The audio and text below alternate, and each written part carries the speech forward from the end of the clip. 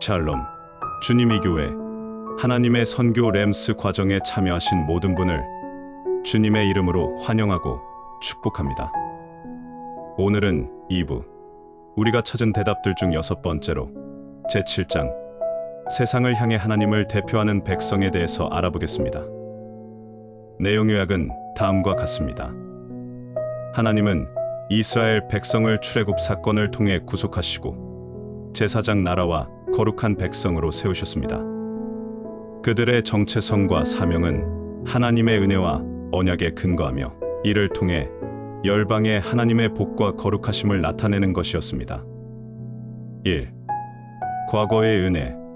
출애굽기 19장 4절에서 하나님은 과거의 구속 행위를 상기시키며 구원의 은혜를 강조하십니다. 이는 믿음과 순종으로 응답해야 할 사건입니다. 2. 미래의 은혜.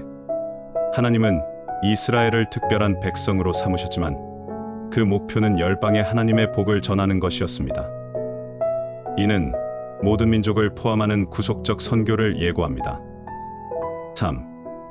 현재의 은혜. 이스라엘은 세상 속에서 하나님을 대표하는 제사장 나라가 되어야 했습니다. 제사장적 역할은 하나님과 사람들 사이를 연결하며 열방의 하나님의 거룩함을 드러내는 것입니다. 4. 거룩함의 명령. 거룩함은 하나님의 선택으로 주어진 은혜이며 동시에 삶 속에서 실천해야 할 명령입니다. 이는 개인적, 사회적, 경제적 모든 차원에서 하나님의 성품을 반영하는 삶을 요구합니다. 하나님 백성으로서 우리는 과거의 은혜에 감사하며 현재의 사명에 충실하고 하나님의 미래 계획에 동참하는 선교적 삶을 살아야 합니다. 본문의 주제 말씀은 너희가 내게 대하여 제사장 나라가 되며 거룩한 백성이 되리라. 출애굽기 19장 6절. 겨자씨, 나눔 질문을 다음과 같은 것을 생각해 볼 수 있습니다. 1. 나는 내 삶에서 하나님의 거룩함을 어떻게 나타내고 있는가? 2. 하나님께서 나를 제사장 나라의 구성원으로 부르셨다는 사실을 어떻게 실천하고 있는가?